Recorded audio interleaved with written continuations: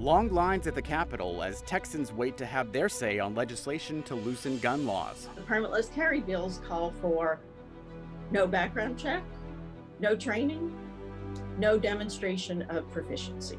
The changes that could win more support to get the bill passed. COVID cases are dropping, and so are some restrictions. But do Texans feel safe? New polling shows what activities people feel comfortable doing and what still causes concerns. Come on, It's man. the same thing. So, No, it's not. yes, This it is absolute crap. A controversial election bill gets pushed forward without a public hearing. The unusual move that sparked heated conflict in a House committee. Produced from the Capitol in Austin and airing statewide, this is the award-winning State of Texas. Hello, and thank you for joining us. I'm Josh Hinkle. Texas is closer to becoming the largest state in the country to allow people to carry handguns without a license. A Senate committee approved a bill to remove the state's permitting and training requirements. As Wes Rappaport shows us, the decision came after nearly 10 hours of public testimony.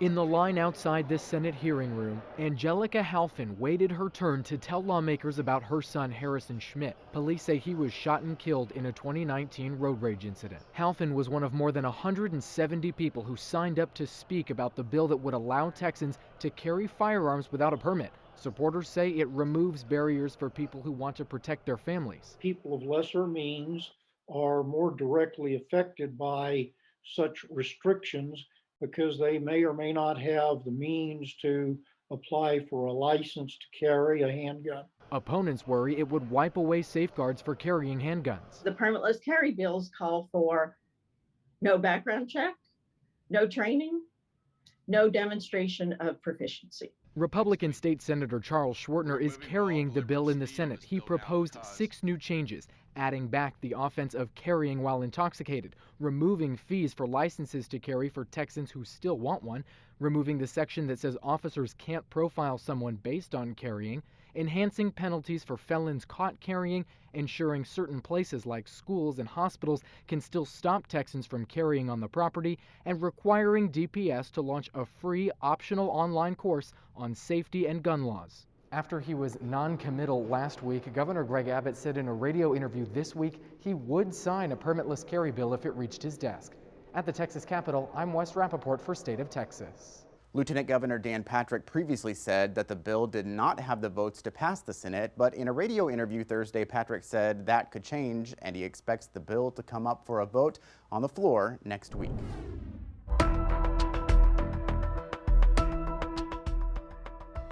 Texas lawmakers looking to give the Texas Commission on Law Enforcement more power to police its police are running out of time. Our Bargaining the Badge investigative series uncovered a system in Texas that allows peace officers accused of crimes to leverage their police license to avoid prison sentences. It takes a conviction of a felony or high-level misdemeanor before the state can suspend or revoke an officer's license. Otherwise, T-Cole can't do much to get a troubled officer off the streets.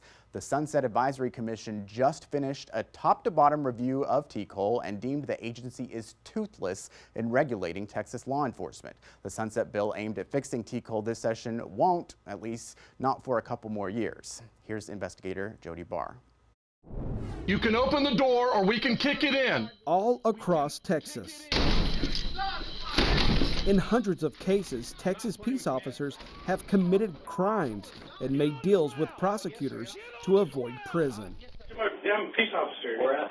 El Paso Police Department. El Paso police officer Alan Dieguez was running 100 miles an hour on I-35 in Williamson County in 2016. He caused a crash that killed another driver. He was also drunk. The grand jury indicted him on an intoxication manslaughter charge. When prosecutors or police officers do something wrong, we need to be held to account. Otherwise, the public loses faith in everything that we do in our whole system. Williamson County District Attorney Sean Dick's office made Dieguez a deal, surrender his T-Cole license, plead guilty, and the former police officer would avoid a potential 20-year prison sentence. Dieguez took the deal and walked away with probation and 120 days in the county jail. Prosecutors across Texas make similar deals all the time to get officers like Dieguez out of law enforcement instead of gambling on a conviction in a jury trial. There ought to be licensing entities that can take care of these problems administratively and leave the prosecution to the prosecutors and not make us become an administrative agency to also handle those administrative consequences. But I think if TCOL were allowed to handle those problems, you could get a lot more immediate response from law enforcement agencies, and you could really eliminate problem officers sooner, quicker, and not jeopardize cases, not jeopardize the community. TCOL's problem: state law allows the commission to grant peace officer licenses, but the law does not allow TCOL to revoke or suspend licenses for any misconduct without a conviction. Representative John Cyrier chairs the Sunset Commission, a commission that spent 4,000 hours investigating TCOL. He told us in January his Sunset bill would be the fix. We have 21 agencies that we are reviewing during the sunset cycle. TCOL, I'll have to say, is our most important. But the Sunset bill, as currently written, would allow TCOL to conduct investigations and suspend a peace officer's license only if TCOL found an imminent threat to the public.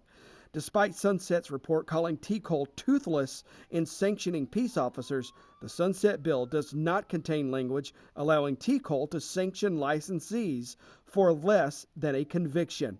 Even if the Sunset bill passes this session, Cyrier wants a blue ribbon panel to spend even more time studying TCOL to spell out exactly what new laws are needed. I'm not going to use the euphemism kick the can down the road, but what do we need to wait on the Blue Ribbon Commission to do? Cyrier took tough questions about his Sunset bill during this House committee meeting earlier this month. The Blue Ribbon panel's report wouldn't be due until next summer, meaning TCOL's regulatory hurdles would not be fixed until the 2023 legislative session. We consider ourselves a Blue Ribbon Committee, okay? And we're hearing, and some of these people may be in the audience, they may be on the video stream, and they're hurting right now. Okay, and they're hurting, so I need to be able to explain to them when is the kickoff of us having a restored TCOL. You know, I don't think that piece of legislation goes far enough. Representative Vicki Goodwin is a member of that committee. Goodwin filed HB 2844 last month. If passed, it would give TCOL the power to discipline licensees, much like other state regulatory boards handle their licensees. TCOL would also have the authority to suspend or revoke a peace officer's license for a list of misconduct, like lying on reports and in court proceedings and patterns of excessive force, and would not require a criminal conviction. I believe in the police. We need our law enforcement, but we need them to be behaving appropriately and serving, protecting the public. They should not be above the law. Jody Barr for State of Texas. Representative Goodwin's bill had a hearing Thursday, but there were concerns about the fiscal impact, and the bill was left pending in committee. Catch up on Jody's reporting by checking out our original Bargaining the Badge investigation. We have a link in this story in the Texas Politics section of this station's website. Why would we go about it in this way that would cause our constituents to question our integrity? A power play at the Capitol pushes a controversial election bill closer to a final vote. The unusual move that has Democrats calling on the feds to weigh in. More people are moving toward normal activities after months of pandemic precautions. A new poll looks at what Texans feel safe doing now and what still seems off limits. Texas lawmakers want more research to go toward the brain. How a multi-billion-dollar proposal is aiming for major breakthroughs.